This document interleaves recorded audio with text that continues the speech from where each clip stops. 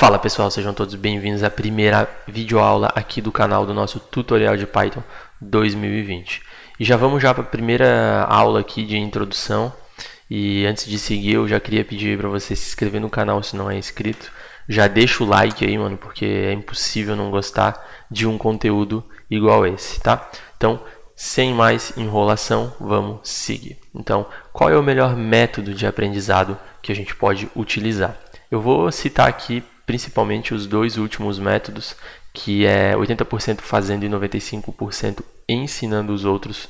E aí justamente isso que eu estou fazendo aqui neste canal, né? Eu estou praticando junto com vocês, né? Ou seja, eu estou fazendo e também estou ensinando vocês.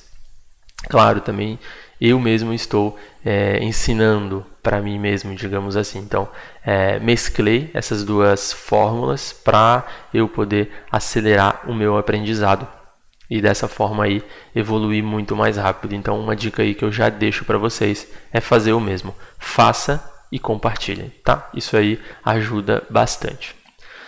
E o que você vai aprender aqui nesse curso? Eu diria aí um mini curso, tá? Vão dar aproximadamente uns 20, 25 aí episódios, vão ser episódios bem curtinhos, mas vão ser bem focados, tá? Então a gente vai dar uma passada rápida aí pelo básico da linguagem Python. A gente vai ver sobre operadores, superoperadores, estruturas de dados, listas, tuplas, dicionários, sets e algumas coisas mais básicas, tá? Algumas não tão básicas, mas na maioria são bem básicas, tá? A gente vai aprender a trabalhar com estruturas de dados, como eu citei ali em cima. A gente vai trabalhar aí com dicionários, tuplas, sets, listas, tá?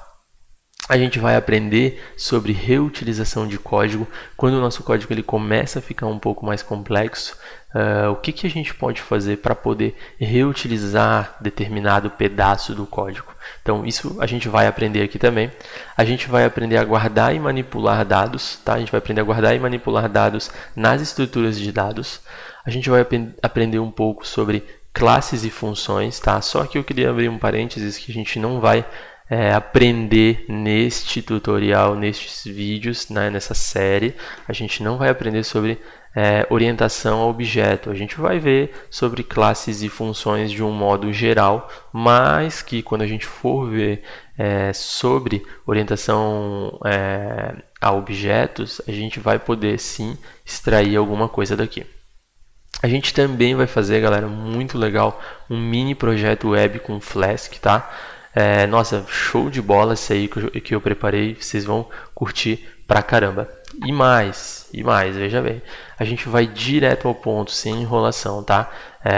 Eu não vou fazer jabá nenhum, não vai ter nenhum tipo de propaganda aqui, galera, porque a intenção mesmo é fazer e ensinar vocês, tá? E também ensinar a mim mesmo aí a fazer as coisas da maneira mais correta possível. Então, não vai ter jabá nenhum, a gente vai aqui direto ao ponto, tá? A gente também não vai só programar, a gente vai entender o código, a gente vai fazer o código, a gente vai digitar o nosso código e a gente vai ver ele linha a linha, tá? O que acontece em cada etapa da leitura do nosso código. Então, para esse tutorial eu vou assumir aí que você já possui um editor de texto instalado e que conhece aí o básico da instalação do Python, tá? Tem vários tutoriaizinhos na internet e é bem simples, não é nada de muito complicado e eu vou assumir que daqui você já sabe fazer, tá? Só uma curiosidade, como editor de texto eu uso o Atom, é um excelente editor de texto e você pode ir direto lá no site, fazer o download e existem vários tutoriais aí também para a instalação do editor de texto Atom. Então, uma outra dica, galera, muito importante, não esqueça de anotar as coisas aqui, tá? Eu não posso ficar parando ponto a ponto e falar, olha, isso aqui é interessante, olha, anota isso aqui é menos interessante, não anota. Então, fiquem atentos e anotem aí o que vocês acharem que for necessário. Eu anotaria tudo, mas né? Fica a critério de vocês. Então, já vamos quebrar aqui a tradição já, além de não ter enrolação, a gente não vai começar aí com o Hello World, né? A gente não vai abrir o nosso editor, eu ficar aqui 15 minutos falando e a gente ir lá digitar Hello World e printar na tela Hello World.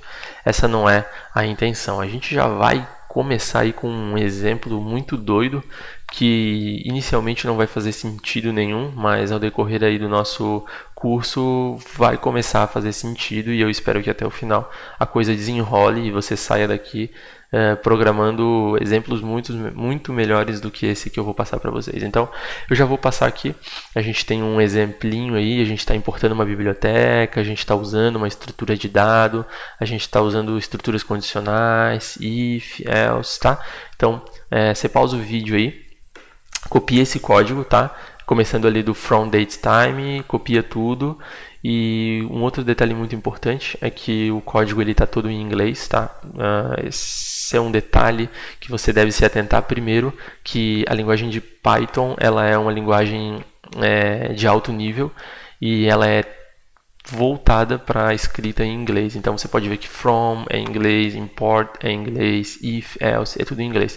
Então eu indico que a gente escreva as nossas programações em inglês, tá?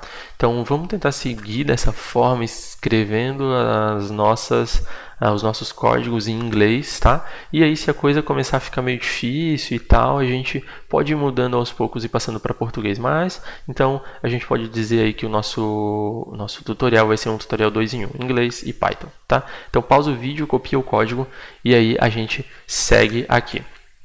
Então, e agora o que a gente vai fazer, tá? Eu já vou abrir aqui o meu Atom, a gente eu já digitei aqui o código, já deixei ele prontinho, tá? Para não ficar tomando tempo de vocês, já deixei o código pronto.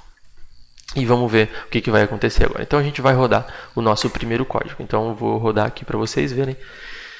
E a saída do código é This minute seems a little odd. Ou seja, a tradução disso aqui é o nosso minuto parece um pouco estranho, tá? Ele parece um pouco estranho, ou ele parece ímpar. Nesse exemplo aqui a gente diria que ele parece ímpar, tá? E o que aconteceu então? Primeiro eu gostaria de setar alguns detalhes aqui com vocês, que quando a gente falar sobre o IDE, tá? Esse IDLE, a gente vai estar falando do interpretador instalado junto com o Python, que a gente vai chamar de interpretador Python, tá? E a gente vai nos referir ao Python como a linguagem e ao interpretador como referência à tecnologia que lê o nosso código. Ou seja, o Python é o código e o IDE é o interpretador que lê o nosso código Python, tá? Então ele que transcreve para a gente e traz o resultado, ou seja, essa IDE, esse interpretador. Então vamos rodar o nosso código linha por linha, tá? Então começando aqui de cima, o nosso código ele é sempre executado de cima para baixo, do topo até o final, ou seja, top down, ou seja, começa aqui em cima no from datetime, import datetime e vai descendo. Ele vai descendo, descendo, descendo. Quando não tem mais nada, quando ele acaba de fazer tudo que a gente pediu para ele fazer e não tem mais nenhum código, como aqui na linha 13, ele para de rodar, ou seja, o código é finalizado e aí mostra alguma coisa para a gente na tela ou o programa executa alguma coisa que a gente pediu para ele fazer. Tá? Então é isso que acontece. É uma coisa muito importante, o código ele roda sempre de cima para baixo. Tá? A gente pode pensar que módulos são uma coleção de funções relacionadas. Tá? O que são módulos, galera? Então, quando a gente faz aqui from datetime, import datetime, a gente está importando da biblioteca datetime, a gente está importando do módulo datetime, tá? Esse módulo a gente vai ver mais para frente bem detalhadamente. A gente vai inclusive criar os nossos próprios módulos. Mas a gente tem que pensar que a biblioteca ela é um conjunto de códigos que já vem pronto e fazem determinadas coisas para a gente, sem que a gente precise refazer esses códigos, ou que a gente precise criar do zero. Então, essas bibliotecas elas vêm com esses módulos e esses módulos contêm funções prontas para a gente. Tá? Essa é a forma mais básica aí que a gente pode falar sobre módulos. E aí, o que mais? A gente tem aqui datetime, que é o nome do módulo, ou seja, a gente está importando aqui ó, datetime. Esse primeiro datetime é o nome do módulo, tá? E o outro datetime, que é esse aqui, deixa eu aumentar um pouquinho para vocês verem, mas esse outro datetime aqui, ele é o nome do submódulo, tá? E dentro desse submódulo ele possui várias funções aí que a gente vai ver mais para frente. Antes, claro, não vou finalizar agora, mas aqui é o seguinte, a gente tem também uma estrutura de dado, tá? Que é uma lista, a gente vai falar sobre listas mais para frente, mas a gente tem uma estrutura de dado, então desse colchetes aqui até esse colchetes aqui é uma estrutura de dados, tá? A gente tem aqui uma variável também. A gente vai falar um pouco mais sobre variáveis mais para frente, vou mostrar para vocês como cria uma variável, como se define uma variável, tá? E aqui vocês podem ver que a gente tem o nosso submódulo, datetime, e desse submódulo tem uma função que se chama today. E essa função today a gente está pedindo somente 1 minuto, tá? Então é isso que ele traz. Vamos pedir aqui para printar, vamos pedir aqui, ó, print, tá? E desse print a gente vai pedir para printar o write this minute, ou seja, vamos printar este minuto, tá? Write this minute é o exato minuto, então ele tem que printar para a gente o exato minuto que a gente está gravando este vídeo. Então vamos ver o que acontece aqui. A gente pode ver que são, ele trouxe para a gente 57, tá? Então são 22 horas e 57, ele trouxe para a gente somente os minutos e 57, então isso aqui ele está fazendo o quê? Da data atual, ou seja, da data atual do datetime, a gente quer somente a data de hoje, tá? E da data de hoje a gente quer somente ver os minutos, tá? Isso aqui então seria um filtro, digamos assim, tá? Isso aqui seria um filtro, gravem isso, a gente pode trabalhar assim como sendo um filtro, tá? E aí a gente traz aqui somente os minutos da data atual.